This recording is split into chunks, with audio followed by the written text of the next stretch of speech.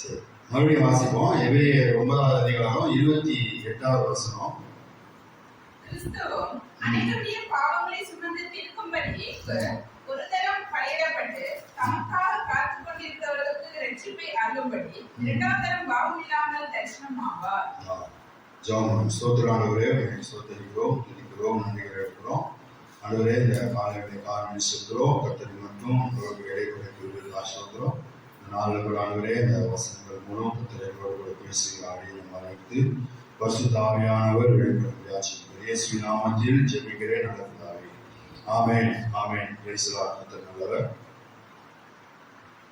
தமக்காக காத்து கொண்டிருக்கிறவர்களுக்கு ரட்சிப்பை அருளும்படி இரண்டாம் தரம் அவர் என்ன செய்வாரு? பாவம் இல்லாமல் தரிசனமாவார். அவர் காத்து கொண்டிருக்கிறவர்களுக்கு ஆத்தும ரட்சிப்பு. 2 ரட்சிப்பு குறித்து நம்ம பார்த்தோம். ஒன்று ஆவியில ரட்சிப்பு, 2வது ஆத்தும ரட்சிப்பு. ஆவியில ரட்சிப்பு அப்படின்னு சொல்றது இயேசுவின் சிலுவையை ஏற்றுக்கொண்டு, இயேசுவின் அந்த சுவிசேஷத்தை ஏற்றுக்கொண்டு, இயேசு எனக்காக சிலுவையில் அடிக்கப்பட்டார் அப்படின்றத நம்பி அவரை ஏற்றுக்கொள்றது முதல் ரட்சிப்பு. அந்த ரட்சிப்பு பரலோகத்துக்கு நம்ம கொண்டு போகாது. 2வது ஆத்தும ரட்சிப்பு தான் நம்ம பரலோகத்துக்கு கொண்டு போவோம். இந்த ஆத்தும ரட்சிப்பு எங்க கிடைக்குது அப்படின்னா சபைக்குள்ள சிலுவையின் உபதேசத்துல. சிலுவையின் உபதேசம்னா இயேசு கிறிஸ்து அடிக்கப்பட்ட சிலுவையில, இயேசுவின் சிலுவையில நமக்கு கொடுக்கப்பட்ட சிலுவை, நமக்கு கொடுக்கப்பட்ட சிலுவையை தியானிக்கும் பொழுது ஆத்மா ரட்சிப்படுகிறது. அதுதான் உபதேசம் அப்படின்னு சொல்லி பார்த்தோம். 2வது சிலுவையின் உபதேசம் அப்படின்னு சொல்லி பார்த்தோம். அப்போ இந்த முதல் ரட்சிப்பு பெற்றவர்கள் பெற்றதுனால ஞானஸ்நானம் எடுத்ததுனாலையும் நான் பரலோகத்துக்கு போவேனா அப்படின்னா போக மாட்டோம். ஏன்னா ஆத்மா ரட்சிக்கப்படல. ஆத்மா ரட்சிப்பு யாருக்கு வரும் அப்படின்னா அவருக்காக காத்திருக்கிறவர்களுக்கு. அவருக்காக காத்திருக்கிறவர்கள் யாருன்னு போன தடவை நிறைய காரியங்களை பார்த்தோம். அவருக்காக காத்திருக்கிறவங்க யாரு? அனுதினமும் தன் சிலுவையை, அவருடைய சிலுவையை நம்மளால சுமக்க முடியாது ஒருத்தராலும். தன் சிலுவையை, அவனுக்கு கொடுக்கப்பட்ட சிலுவையை சுமக்கிறவன் அவன் தான் கர்த்தருக்காக காத்திருக்கவன். அதுக்குதான் சொன்னோம், முதல் சிலுவை சர்ச்சுக்கு சீக்கிரம் வரதான் நினைச்சிங்க. அதனால அந்த சிலுவையை சுமந்து கொண்டு சீக்கிரமா வாங்கன்னு சொல்லி போனவான்னு சொன்னோம். அந்த சிலுவையை நம்ம சொல்றோம்னா சபைக்கு போறது நமக்கு கடினமா இருந்தது. அதுவே ஒரு பெரிய சிலுவையா இருந்ததுன்னா எவ்வளவு ஒரு பயங்கரமான. சபைக்கு போறதுன்றது ஆவில ரசிக்கப்பட்ட ஒருத்தனுடைய கடமை. எப்படி கடமை? அது நம்ம போயிட்டோம் அப்படின்றதுனால பெருமை பாராட்டுறது. நான் சபைக்கெல்லாம் ஒழுங்கா போறேன் அப்படின்றது பெருமை பாடுறதுக்கு ஒண்ணும் கிடையாது. ஏன்னா நான் போய் தான் ஆகணும். நான் தொடர்ந்து அங்க போகும்போது தான் கர்த்தர் என்ன பண்றாரு? பேசுறாரு. அவங்க உபதேசங்களை கேட்கும் போதுதான் என்னுடைய சிலுவைனா என்னன்னு தெரியும், அந்த சிலுவையை சுமக்கிறதுனா என்னன்னு தெரியும். அதுக்கப்புறம் தான் என்னுடைய ஆத்மா ரட்சிக்கப்படுது அப்படின்னு சொல்லிப்பாங்க.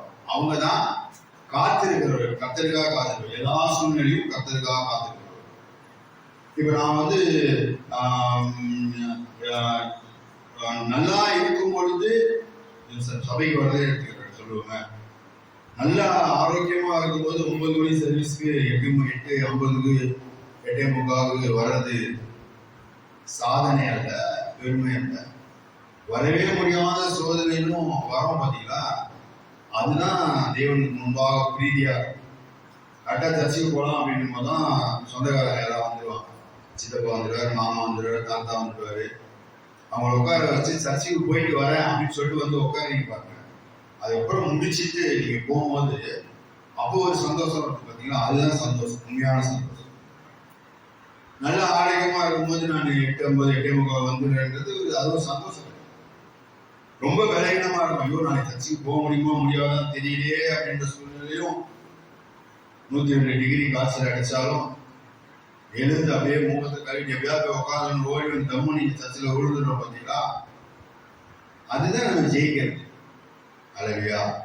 அதுதான் நம்முடைய சிலுவையை சுமந்து கொண்டு வர்றது. அதுதான் தேவனுக்கும் பெருமை, நமக்கும் பெருமை. தேவன் நம்மளை ரட்சித்ததுக்காக சந்தோஷப்படணுமா சந்தோஷப்படக்கூடாதா? இவனெல்லாம் ரட்சிச்சமே அப்படின்னு அவர் யோசிச்சிருப்பாரு. இவனுக்காக போய் ரத்தத்தை சிந்தணுமே அப்படின்னு அவர் வருத்தப்பட்டார். ஏன்னா அவர் வருத்தப்பட்டார், படைச்சதுக்கே வருத்தப்பட்டார். மனுஷனை படைச்சமே எதிராக உண்டாகணும் அப்படின்னு ஆண்டவர் வந்து ஆதியாகமம் 6ஆம் அதிகாரத்திலேயே வருத்தப்பட ஆரம்பிச்சிட்டார். அன்னையில இருந்து இன்னைக்கு வரும் வருத்தப்பட்டுக்கிட்டே தான் இருக்கார். அவ என்னாலையும் தேவனை என்ன பண்ண முடியும்? சந்தோஷப்பட்டோம். நம்ம தேவனுக்கு இருந்து நம்ம தான் சந்தோஷத்தை பெற்றுக்கொள்ளணும்னு நினைக்கிறேன் தவிர, நான் தேவனை மகிழ்ச்சியாகிறது, தேவனை நான் சந்தோஷப்படுத்துறதுக்கு என்ன பண்றோம்னு யோசிக்கிறோம் பார்த்தீங்களா? அதுதான் சிலுவை, அதுதான் அர்ப்பணி, அதுதான் தியாகம். இதுதான் சபைக்குள்ள நம்ம கற்றுக்கணும். ஒரே ஒரு குட்டி காரணம் கிடைக்காதான் இன்னைக்கு சர்ச்சைக்கு போறது. பாஸ்டர் அம்மாவோ இல்ல யாரோ போன் பண்ணா சொல்றதுக்கு ஒரு காரணம் கிடைக்காதா? வீட்டுக்கார உடம்பு சரியில்லை நான் வரல, கொண்டாடி உடம்பு சரியில்லை நான் வரல, திடீர்னு வேலை வச்சிட்டாங்க அதனால நான் வரல, திடீர்னு மாமா வந்துட்டாரு அதனால நான் வரல, திடீர்னு ஏதாவது ஒரு காரணம் கிடைக்காதா அப்படின்னா சத்தியமா எல்லாருக்கும் வாரம் வாரம் ஒரு காரணம் கிடைக்கும் சபைக்கு போகாது. இதெல்லாம் தாண்டி வரும் பார்த்தீங்களா? அதுதான் சிலுவையை சுமந்து கொண்டு வரும். அதுதான் தேவன் நம்ம பார்த்து சொல்லுவார். அப்பதான் தேவன் நம்ம பார்த்து சொல்லுவாரு, நீ கர்த்தருக்கு பயப்படுகிறவன் என்று நான் அறிவேன். எல்லாம் முடிச்சுட்டு டைம் இருந்தா சபைக்கு போவேன் அப்படின்றது ஒரு சரியான ரட்சிப்பு இல்லை. ஆனா நம்ம உண்மையா கர்த்தரை விசுவாசித்து ரட்சிக்கப்பட்டு இருந்தோம் அப்படின்னா நான் சபைக்கு வருவதை யாருமே என்ன செய்ய முடியாது, தடை செய்யவே முடியாது. அந்த ஒரு அர்ப்பணிப்பு, இது ஒரு பெரிய அர்ப்பணிப்பு கிடையாது. ஆனா சில பேருக்கு தடைகள் அதிகமா இருக்குது அப்படின்னா சில காரியங்களை நம்ம அர்ப்பணிச்சுட்டு தான் என்ன செய்யணும், சபைக்கு வந்து உட்கார்ந்தோம். இல்லையா? வரும்பொழுது நிச்சயமா கர்த்தர் நம்மளோட கூட தனிப்பட்ட விதத்துல கர்த்தர் பேசுவார். இல்லையா? ஒரு செய்தியை ஊழியக்காரர் மூலம் ஆண்டவர் பேசிக் கொண்டிருந்தாலும் நம்மோடு கூட தனியா பேசுற மாதிரி இருக்கு, இது எனக்கே தான் பேசினார் அப்படின்னு சொல்லி நமக்கு ஒரு இந்த வசனத்தின் மூலமா ஒரு வார்த்தை கிடைக்குது, அதன் மூலமா அந்த வார்த்தையில ஒரு விடுதலை கிடைக்குது, இல்ல ஒரு ஆசீர்வாதம் கிடைக்குதுன்னா அதுதான் கர்த்தர் நம்மோடு கூட பேசுற காரியம். இல்லையா? கர்த்தர் நம்ம கூட அப்படி பேசுவாரா? நம்ம ஜெபம் பண்ணிட்டு ஒரு காரியத்துக்காக வரோம், இன்னைக்கு ஆண்டவர் பேசினாருன்னா இந்த காரியத்தை நான் செய்வேன் அப்படின்னு சொல்லிட்டு எத்தனை பேர் ஜெபம் பண்ணிட்டு வரீங்கன்னு தெரியாது. அப்படி வந்து பாருங்க, நிச்சயமா கர்த்தர் உங்களுக்கு தெளிவா அடையாளங்களோடு கூட பேசுவார். அல்லேலூயா. நாம இந்த மாதிரி சாட்சி சொல்லணும் அப்படின்னா, என்னுடைய வாழ்க்கையில நான் விசுவாசியா இருந்தபோது என்னுடைய வாழ்க்கையில கர்த்தர் சொன்ன சாட்சி சொல்லணும் அப்படின்னா நிறைய சாட்சிகள் என்னால சொல்ல முடியும். பாஸ்டர் மூலியமா கர்த்தர் பேசுற வார்த்தை. சரி, இப்போ காத்திருக்கிறவர்கள் யார் அப்படின்னா தேவனுடைய சத்தத்தை கேட்டு அவருக்கு எதிர்கொண்டு போறோம். முதல்ல பார்த்தோம் வந்து 25ஆம் அதிகாரத்துல வாசிச்சோம். 9-12 வரை வாசிக்கும் போது 10 கன்னிகைகள் கொடுத்து பார்த்தோம். அதுல 5 கன்னிகைகள் புத்தி உள்ளவர்கள், 5 கன்னிகைகள் புத்தி இல்லாதவர்கள். 5 கன்னிகைகள் ஏன் புத்தி இல்லாதவர்கள் அப்படின்னா ஒண்ணும் இல்ல, கரெக்டா வர நேரம் பார்த்து என்ன வாங்க போயிட்டாங்க, அவ்வளவுதான். மற்றபடி 2 பேருடைய வாழ்க்கையும் பாத்தீங்க அப்படின்னா அவங்களும் ஒன்னா அவங்களோட கூட தான் இருக்கிறாங்க. தீவட்டி வச்சுக்கிறாங்க, இவங்க தீவட்டி எரியுது, அவங்க தீவட்டி எரியுது, 2 பேருமே ஒன்னாதான் தூங்குறாங்க. 2 பேருக்குமே கர்த்தருடைய சத்தம் கேட்குது. ஆனா கர்த்தருடைய சத்தம் கேட்கும் போது இவர்கள் எதிர்கொண்டு போறார்கள். இவர்களோ என்ன வாங்க இந்த பக்கமா போயிடுறாங்க. திரும்பி வரும்போது வசனம் சொல்றது, கதவு என்ன பண்ணுது, அடைக்கப்பட்டது அப்படின்னு சொல்ற. கதவு அடைக்கப்பட்டது. அப்ப இவர் வந்து கதவை தட்டும் போது கர்த்தர் சொல்றாரு, நீங்க யாருன்னு சொல்லி எனக்கு தெரியவே தெரியாது, நான் உங்களை அறியேன் அப்படின்னு சொல்லி கர்த்தர் நீங்க சொல்றதை பாருங்க. இல்லையா? அப்போ காத்திருக்கிறவர்கள் யார் அப்படின்னா அவர் தான் ஆத்தும ரட்சிப்பை பெற்றுக்கொள்ள முடியும். இந்த காத்திருக்கிறவர்கள் யார் அப்படின்னா சிலுவையின் உபதேசத்தை அறிந்து சிலுவையின் உபதேசப்படி நடந்து அனுதினமும் சிலுவையை சுமந்து கர்த்தருக்கு எதிர்கொண்டு நிற்கிறவர்கள் அப்படின்னு சொல்லி நம்ம பார்த்தோம். அப்ப இந்த முதலில் ரட்சிப்புல கர்த்தர் என்ன செய்யறாரு அப்படின்னா, நான் ஏற்கனவே போன தடவை சொன்னேன், கர்த்தர் நமக்காக காத்திருக்க மாட்டார், நாம தான் கர்த்தருக்காக என்ன செய்யணும், காத்திருக்கணும் அப்படின்னு சொல்லி சொன்னேன். அது ஒருவேளை உங்களுக்கு குழப்பமா இருக்குதுதான், கர்த்தர் ஏன் காத்திருக்க மாட்டாரு. கர்த்தர் காத்திருப்பாரு யாருக்கு அப்படின்னா பாவிகள். முதல்ல ரட்சிப்பை கர்த்தர் நமக்கு கொடுக்கும்போது, அந்த ஆவியின் அந்த ரட்சிப்பை கொடுக்கும்போது கர்த்தர் சொல்றாரு, பாவியை ரட்சிக்க தான் வந்தேன் அப்படின்னு சொல்றாரு. அவர்களை தேடிதான் கர்த்தர் வர்றாரு. 1 தீமோத்தேயு 1ஆம் அதிகாரம் 15ஆவது வசனம் வாசிப்போம்.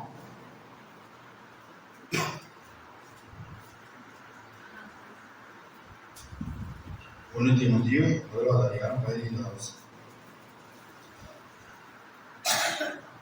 பாவிகளை ரட்சிக்க கிறிஸ்து இயேசு உலகத்தில் வந்தார் என்கிற வார்த்தை உண்மையும் எல்லா அங்கீகரிப்புக்கும் பாத்திரமானது. அவர்களில் பிரதான பாவி நான். பாவிகளை ரட்சிக்க கிறிஸ்து இயேசு என்ன பண்ணாரு, வந்தார். அப்போ பாவிகளை ரட்சிக்க வந்த இயேசு கிறிஸ்து அந்த பாவிகளுக்காக அவர் மனம் திரும்புவதற்காக கர்த்தர் காத்திருக்கிறார். ஆனா 2ஆம் தடவை கர்த்தர் வரும்பொழுது பாவம் இல்லாமல் தரிசனமாவார். 9ஆம் அதிகாரம் 28ஆவது வசனம் வாசிக்கிறோம். பாவம் இல்லாமல் தரிசனமாவார் அப்படின்னா நீதியோடு கூட வருவார். இல்லையா? நீதியோடு கூட வருவார், நியாயாதிபதியா வருவார், நியாய தீர்ப்பு செய்யும்படி வருவார். 9:8 நம்ம வாசிச்சு மறுபடியும் வாசிப்போம், புரியும் பாருங்க. 9:28 எபிரேயர். கிறிஸ்துவும் அநேகருடைய பாவங்களை சுமந்து தீர்க்கும்படிக்கு ஒரே தரம் பலியிடப்பட்டு. எபிரேயர் 9. கிறிஸ்துவும் அநேகருடைய பாவங்களை சுமந்து தீர்க்கும்படிக்கு ஒரே தரம் பலியிடப்பட்டு நமக்காக காத்துக் கொண்டிருக்கிறவர்களுக்கு ரட்சிப்பை அருளும்படி 2ஆம் தரம் பாவம் இல்லாமல் தரிசனமாவார். ஒரு தரம் பாவத்தினால் நம்முடைய பாவங்கள்லாம் சுமந்து பலியிட்டாரு. அது ஒரே தரம் தான், திரும்பி 2ஆம் தரம் கிடையாது. 2ஆம் தரம் அவரு ஆத்ம ரட்சிப்பு வரும்போது எப்படி வருவார் அப்படின்னா, எப்படி வருவாரு, பாவம் இல்லாமல் தரிசனமாவார். அதாவது கிருபை இருக்காது, அன்பு இருக்காது, இரக்கம் இருக்காது, தயவு இருக்காது. எப்படி சொல்றாங்க பாருங்களா, அதான் சத்தியம். அவர் 2ஆம் தரம் வரும்பொழுது பாவம் இல்லாமல் தரிசனமாவார், நீதியோடு தரிசனமாவார், நியாய தீர்ப்பு செய்யும்படி வருவார். அப்போ யாரை கொண்டு போவார், நமக்காக காத்து கொண்டிருக்கிறவர்களை மாத்திரம் ரட்சித்து கொண்டு போவார். மற்றவங்ககிட்டலாம் இறக்கம் இருக்காது, கிருபை இருக்காது, தயவு இருக்காது. ஐயோ இவங்கெல்லாம் விட்டு போறோமே. 5 கன்னிகைகள் 10 கன்னிகைகள் பத்தி வாசிக்கும் பொழுது நீங்க பாத்தீங்க அப்படின்னா, அந்த இடத்துல நீங்களும் நானும் இருந்தோம் அப்படின்னா, அவங்களும் இவ்வளவு நேரம் காத்துட்டு தான் இருந்தாங்க. என்ன வாங்க தானே போனாங்கன்னு சொல்லிட்டு ஒரு 5 பேர் சேர்ந்து மொத்தமா தட்டினாங்க. என்ன பண்ணுவோம், திறந்துருவோம். ஏன், நம்ம கிட்ட நீதி கிடையாது, நம்ம கிட்ட நீதி கிடையாது. ஆனா அவர் எப்படி வர்றாரு, பாவம் இல்லாமல் வராது. பாவம் இல்லாமல் வராரு அப்படின்னா நீதியோடு வராரு, நியாய தீர்ப்போடு வராரு, நியாய தீர்ப்பு செய்ய வராரு. அதனாலதான் தமக்காக காத்து கொண்டிருக்கிறவர்களுக்கு மாத்திரம் ரட்சிப்பை அருளும்படி வராது. இங்க கிருபைக்கு, அன்புக்கு, தயவுக்கு, இரக்கத்துக்கு தான் இடம் இல்லை. வாசிப்போம் மத்தேயு 24ஆவது அதிகாரம் 30ஆவது வசனம். அப்பொழுது மனுஷகுமாரனுடைய அடையாளம் வானத்தில் காணப்படும். அப்பொழுது மனுஷகுமாரன் வல்லமையோடும் மிகுந்த மகிமையோடும் வானத்தின் மேகங்கள் மேல் வருகிறதை பூமியிலுள்ள சகல கோத்திரத்தாரும் கண்டு புலம்புவார்கள். புலம்புறாங்க. ஏன் புலம்புறாங்க?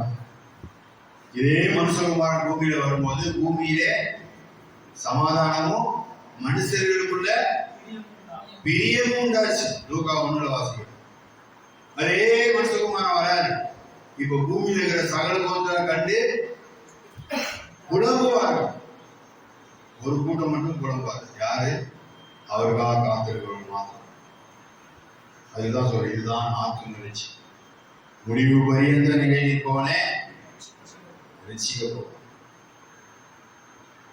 என்னை நேசிக்கிறவர்களே, என்ன இயேசுதான் பேசுறாரா? நேசிக்க மாட்டீங்களா? நேசிக்க மாட்டேன்.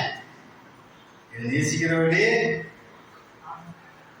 அதிகாரமே தேடுகிறவன் என்னை நிலைத்திருந்தால்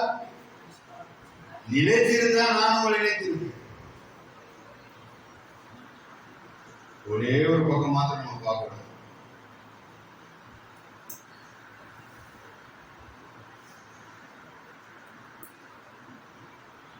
நம்ம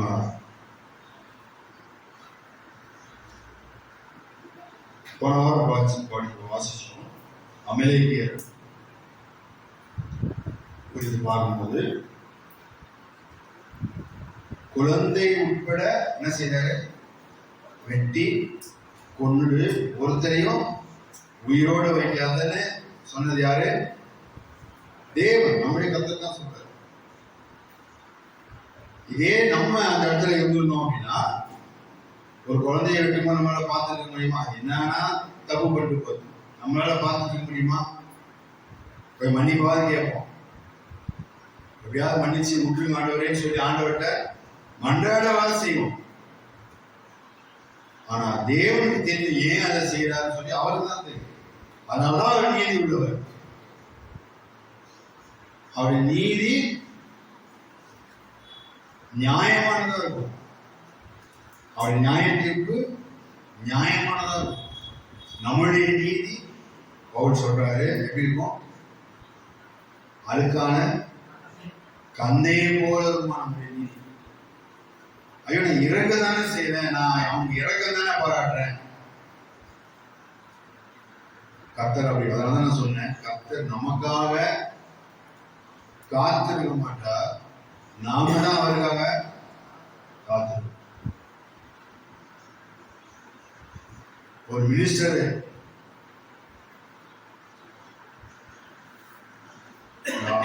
பார்க்கணும், ஒரு வேலை முடியணும், அவர்கிட்ட உங்களுக்கு 10 மணிக்கு வர சொல்ற, 10:30 மணிக்கு போயிட்டா வரட்டும் வெயிட் பண்ணுவார். 1/2 மணி நேரம் அவரு போய் பாருங்க. எத்தனை மணிக்கு போய்? முன்னாடி நாள் 10 மணிக்கே போய் அன்னைக்கு எப்படி வேலை முடிஞ்சா போதும். ஏன் அப்படின்னா அவரால் வேலை சரி அவரு காத்திருப்பாரு நமக்காக. எவ்வளவு அப்பாயின்மெண்ட் அவருக்கு. உங்களை விட்டு அடுத்தாரு 100 பேர் வருவாங்க. நீங்க 10 மணிக்கு அவரை பார்க்க யார் முதல்ல வராங்களோ பார்த்துட்டு போயிட்டே இருப்பாரு. 10ல இருந்து 10:30 1/2 hour டைம். நாங்க அகச்சினனை பார்க்கறதுக்கு 10ல இருந்து 10:30 மணி இருப்பாரு. 10:30 மணிக்கு மேல வந்தீங்கன்னா சாப்பிட போயிடுவாரு, திரும்பி வர மாட்டாரு. இப்படிலாம் சொல்லி தான் வரணும் உட்காரோம்.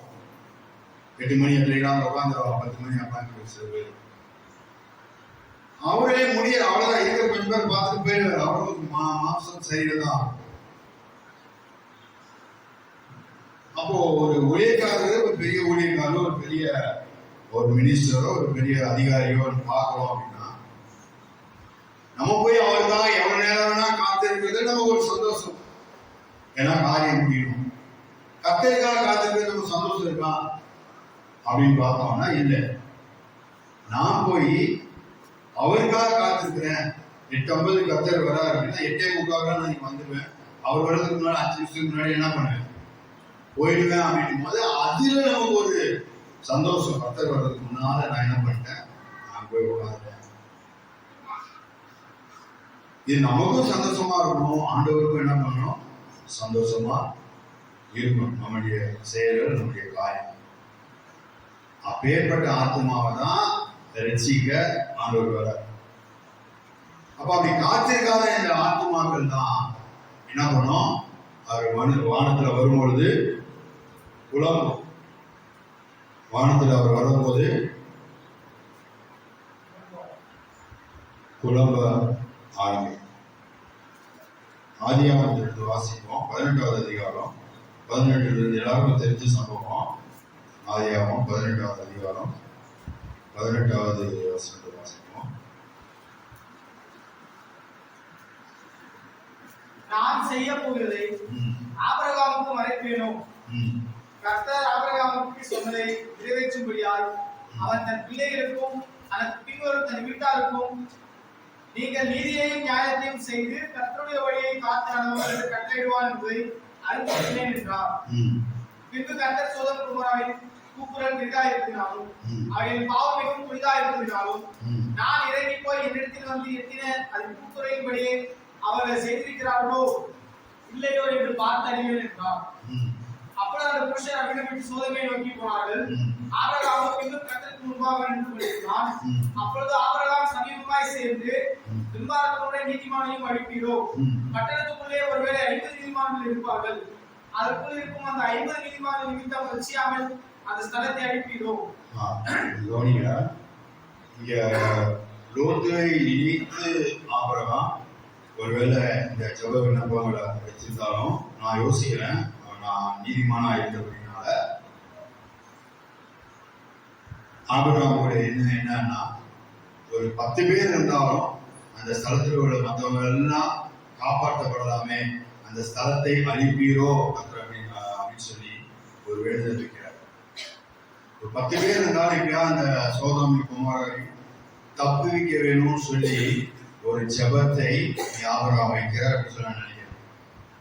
அப்படி அவர் வச்சதுனால கர்த்தர் அந்த ஜெபத்தை கேட்டாரா அப்படின்னா இல்லை. ஆனா லோத்துவை தப்பு வச்சாரு, ஆனா சோதோம் குமாரம் என்ன பண்ணாரு, கர்த்தரு முழுசுமா அந்த அக்கினினால அழிச்சிட்டாரு. ஏன்னா அதுதான் அவருடைய நீதி. அங்க எத்தனை குழந்தைங்க இருந்தாங்க, எத்தனை, அதெல்லாம் கர்த்தர் என்ன செய்யல, பார்க்கவே இல்லை. ஏன்னா அவருடைய நீதி அப்படியா இருக்கு. இப்ப லாஸ் ஏஞ்சல்ஸ்ல அந்த நெருப்பு எரிந்த காரியம் நம்ம அறிவோம். அப்ப ஊழியர்கிட்ட கேட்கும் போது அவர் சொன்னாரு, அது 1 வாரத்துக்கு முன்னால ஒரு பெரிய ப்ரோக்ராம் நடந்ததாங்க. அப்போ ஒரு ஸ்திரீ நடிகையோ யாரோ ஒருத்தர் சொன்னாரு, அவங்க சொல்லிச்சான் காட்லெஸ் சிட்டி அப்படின்னு சொல்லிச்சான், கடவுள் இல்லாத நகரம். இதெல்லாம் பார்த்து ஆண்டவர் சும்மா இருப்பாரா? அப்பதான் காமிச்சார், உலகத்திலேயே அது அதிகமான சொன்ன அதிகமான லேண்ட் வேல்யூ உள்ள இடம், அதிகமான ஒரு இடம் வேல்யூ அதிகமா இருக்கு அப்படின்னா, ஒரு நில மதிப்பு அதிகமா இருக்குன்னா அது அந்த இடம் தான். ஏன்னா எல்லாமே ஹாலிவுட் சினிமாக்காரர்கள் வசிக்கிற இடம். எலன் மாஸ்க் வீடும் அங்கதான் இருக்கு, அவருடைய வீடு எழுதிச்சு. அப்ப இப்பேற்பட்ட இடத்தையும் கர்த்தர் வந்து கொஞ்சம் கூட அதை பார்க்காம முழுசும் அளிக்கிறார் அப்படின்னா அதுல அவருடைய நீதி விலங்கு. அதுலையா அவருடைய நீதி விலங்கு. எதற்கும் கர்த்தர் என்ன செய்யறாரு, நமக்காக காத்திருக்க மாட்டார். நீங்க மறுபடியும் வாசிங்க அப்படின்னா 2 சாமுவேல் வாசிங்க, 12ஆம் அதிகாரம் 14-22 வரை வாசிங்க அப்படின்னா தாவீதுடைய காரியத்தை வந்து வாசிப்போம். பத்சேபாவுக்கு தாவீது பெற்ற குழந்தைகள் அதை வாசிப்போம். 2 சாமுவேல் 12ஆவது அதிகாரம் 14. ஆனாலும் இந்த காரியத்தினாலே கர்த்தருடைய சத்துருக்கள் தூஷிக்க காரணமாக இருப்பதால் உனக்கு பிறந்த பிள்ளை நிச்சயமாய் சாவும் என்று சொல்லி நாத்தான் தன் வீட்டுக்கு போய்விட்டான். அப்பொழுது கர்த்தர் உரியாவின் மனைவி தாவீதுக்கு பெற்ற ஆண் பிள்ளையை அடித்தார். அது வியாதிப்பட்டு கேவலமா இருந்தது. அப்பொழுது தாவீது அந்த பிள்ளைக்காக தேவனிடத்தில் பிரார்த்தனை பண்ணி உபவாசித்து உள்ளே போய் ராமுழுதும் தரையிலே கிடந்தான்.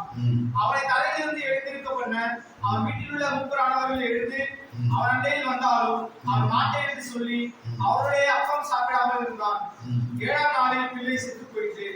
பிள்ளை செத்து போயிற்று என்று தாவீது ஊழியக்காரர் அவனுக்கு அறிவிக்க ஐயப்பட்டார்கள்.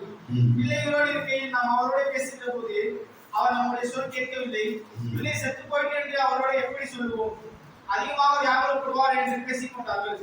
தாவீது தன் ஊழியக்காரர் ரகசியமாய் பேசிக் கொள்கிறதை கண்டு பிள்ளை செத்து போயிட்டு என்று அறிந்து தன் ஊழியக்காரரை நோக்கி பிள்ளை செத்து போயிட்டோ என்று கேட்டான். செத்து போயிட்டு என்றார்கள்.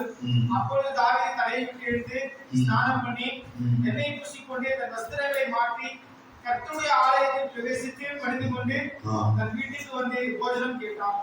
அவர் முன்னே அதை வைத்த போது புசித்தான். அப்பொழுது அவன் ஊழியக்காரர் அவனை நோக்கி, நீர் செய்கிற இந்த காரியம் என்ன? பிள்ளைகளோடு இருக்கையில் உபவாசித்து அழுதி பிள்ளை மரித்ததற்கு எழுந்திருந்து அசனம் பண்ணுகிறீரே என்றார்கள். அதற்கு அவன், பிள்ளை இன்னும் உயிரோடு இருக்கையில் பிள்ளை பிழைக்கும்படிக்கு கர்த்தர் எனக்கு இறங்குவாரோ எப்படியோ யாருக்கு தெரியும் என்று உபவாசித்து அழுதேன். இப்பொழுது நான் உபவாசிக்க வேண்டியது. தாவீது கர்த்தருடைய இருதயத்துக்கு ஏற்றவன், என்னுடைய தாசன் அநேக இடத்துல ஆண்டவர் தாவீது சொல்வாரு. அந்த தாவீது பத்சேபாட்ட பெற்ற அந்த குழந்தை அதற்காக 7 நாள் தாவீது என்ன செய்றாரு? உபவாசம் இருக்கிறார். 7 நாள் தரையில படுத்து உபவாசம் இருக்கிறாரு. ஆனா தாவீதினுடைய ஜெபம் கேட்கப்படாது. ஒரு சின்ன குழந்தை, அந்த குழந்தை என்ன தப்பு பண்ணுச்சு அப்படின்னா சொல்லி யோசிக்கல. அவர் நீதி செய்கிறவர். அல்லேலூயா. திரும்பி எபிரேயர் 9:28 ஒரு ஞாபகத்துக்காக சொல்றார். அவர் 2ஆம் தரம் ஆத்தும ரட்சிப்பை நமக்கு அருளுவதற்கு பாவம் இல்லாமல், அதை நான் வச்சுங்க சொல்றேன், பாவம் இல்லாமல் தரிசனமாவார். பாவம் இல்லாமல் அப்படின்னா நீதியோடு வருவார். அங்க இறக்கம் இருக்காது, அன்பு இருக்காது, கிருபை இருக்காது, தயவு இருக்காது. புரியுதா? மறுபடியும் புரியல அப்படின்னா எனக்கு போன் பண்ணி கேட்கலையே அப்படி சொன்னீங்க. அவருக்கு இறக்க இருக்கா, தயவு இருக்கா, போன் பண்ணி கேட்க வசனத்தோட இன்னொன்னு காரியங்களை சொல்றேன். அப்போ ஒரு நீதியாய் தேவன் வெளிப்படும் பொழுது ஆத்ம ரட்சிப்பை தமக்காக காத்து கொண்டவர்கள் கொடுக்கிறார். நீங்க தாவீது எத்தனை முறை 7 நாட்கள் தரையில புரண்டு ஒண்ணுமே சாப்பிடாம அழுதாலும் கர்த்தர் அந்த குழந்தை என்ன செய்யல? காப்பாற்றவே இல்லை, மன்னிப்பே இல்லை, இரக்கமே இல்லை, அன்பே. அந்த இடத்துல குழந்தைக்கு எதையுமே கர்த்தர் கொடுக்கல. அவர் அடித்தார்.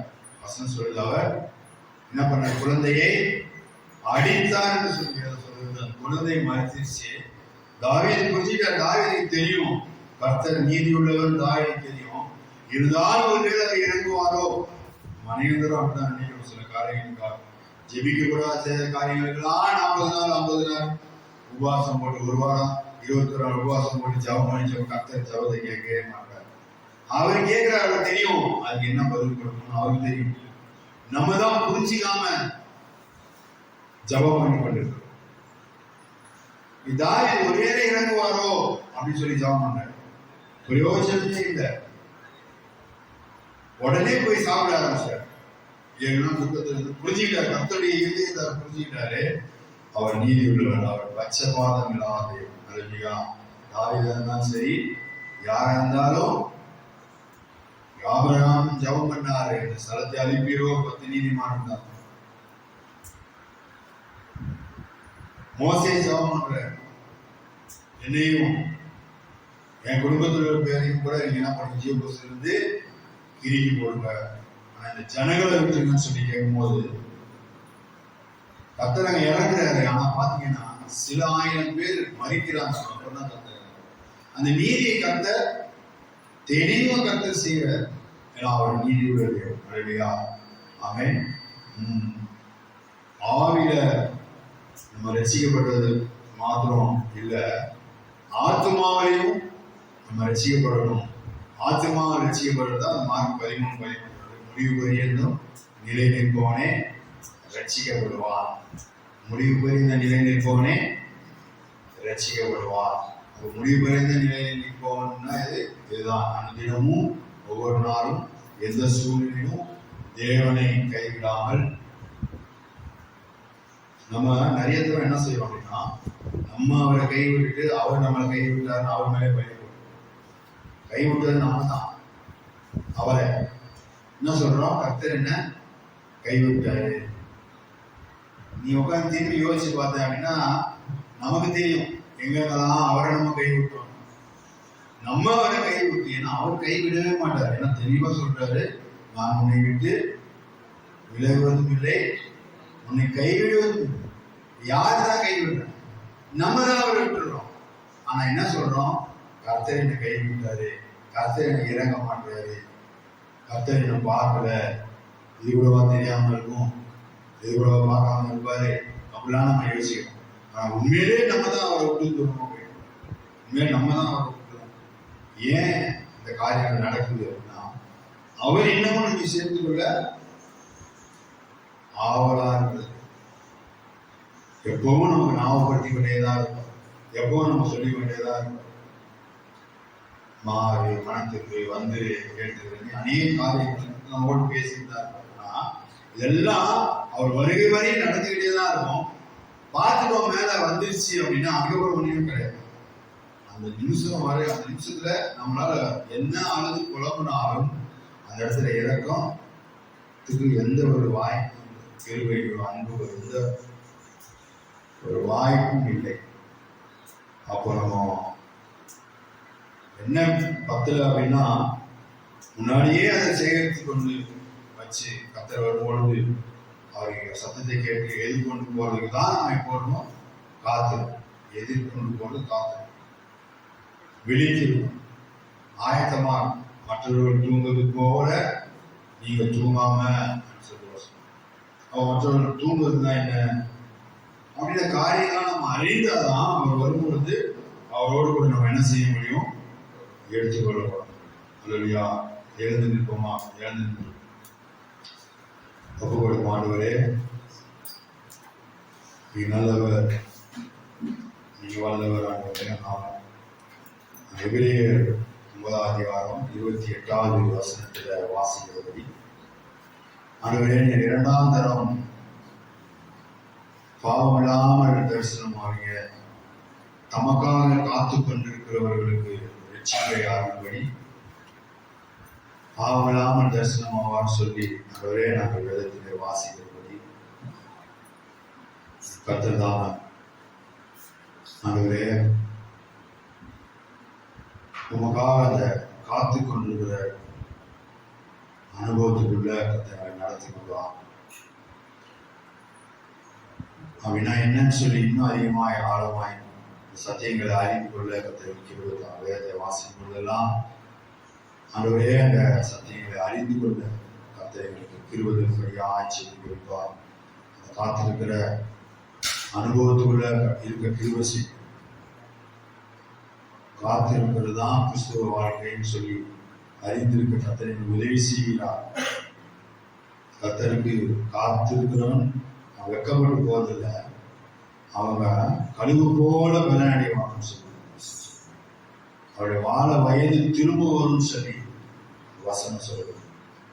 திரும்பியும் ஒரு உயிர் மீட்சி, திரும்பவும் ஒரு அந்த பலனுக்குள்ள நாங்கள் போகிறதுக்கு காத்திருக்கிறது அவசியம் சொல்லி ஆண்டவரே நாங்கள் இன்னும் ஆழமாய் வேதத்து வசனங்களை வாசிக்கும் பொழுது கர்த்தர் எங்களுக்கு கற்றுத்தரும்படியாய் செபிக்கிறார்.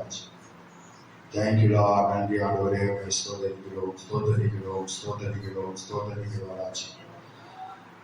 ஆண்டவரே உனக்கு சோதரா சோதரா சோதரா சோதரா. மற்றவர்கள் குறைஞ்சாதவர்கள் நீங்கள் மேக மீதில் வரும்போது புலம்புவது போல ஆண்டவரே நாங்கள் புலம்புகிற கூட்டத்தில் அல்ல, உங்களை எதிர்கொண்டு போகிற கூட்டத்தில் நாங்கள் இருக்கணும். ஆண்டவரே, எந்த சூழ்நிலையிலும் ஆண்டவரே உங்களை விட்டு கொடுக்காம, எந்த சூழ்நிலையிலும் ஆண்டவரே நண்பர்கள் உறவினர்கள் எந்த ஜாதிக்காரர்கள் மத்தியிலும் தேவனை நாங்கள் வெட்கப்படுத்தாதபடி கர்த்தருக்காக நாங்கள் எப்படி நிற்கிறோம் அந்த வைராக்கியத்தை விட்டு கொடுக்காத ஆண்டவரே நாங்கள் இந்த உலகத்துல வாழ்ந்து காட்ட கர்த்தருக்கு செய்கிறார். அந்த கிருபையினால் எங்களை கொடுங்க ராஜா, அந்த அபிஷேகத்தினால் எங்களை நிரப்புங்க ஆண்டவரே. தேங்க்யூலா, நன்றி ஆண்டவரே, நன்றி இயேசுவே, நன்றி தகப்பனே, ஸ்தோத்தரிக்கிறோம் ஸ்தோத்தரிக்கிறோம். நன்றி கர்த்தாவே, ஸ்தோத்தரிக்கிறோம் ஸ்தோத்தரிக்கிறோம் ஸ்தோத்தரிக்கிறோம். துதிக்கிறோம் ஆண்டவரே, துதிக்கிறோம் ராஜா, துதிக்கிறோம் ஆண்டவரே.